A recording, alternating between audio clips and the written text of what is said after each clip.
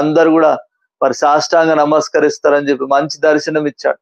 హల్లెలూయా. అయితే మరి యోసేపు మరి ఐగుప్తు దేశానికి బానిసగా అమ్మబడ్డాము.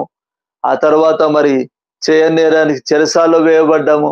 ఇవన్నీ కూడా చూసుకొని మరి ఆ దర్శనం నెరవేర్చబడదు, ఆ దర్శనాలు మరి ఏం నెరవేర్చబడుతుంది అని చెప్పి అనుకున్నాడు. అనుకొని మరి చెరసాల్లో పానదాయకుల అధిపతితో ఏం చెప్తాడంటే 2 రోజుల్లో 3 రోజుల్లో నీకు ఉద్యోగం వస్తుంది.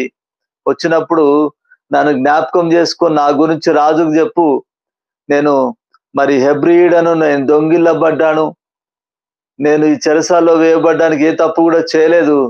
సో నన్ను జ్ఞాపకం చేసుకొని రాజుతో చెప్పి నన్ను విడిపించంటాడు. అంటే ఉన్న సమస్య నుంచి విడుదల పొందుకుంటే చాలనుకున్నాడు. హల్లెలూయా. కానీ దేవుడు ఏం చేశాడు? ఉన్న సమస్య నుంచి విడుదల పొందుకోవడం కాదు, దేశానికి ఉన్న సమస్య నుంచి మరి విడిపించే స్థాయిలోకి దేవుడు మరి యోసేపుని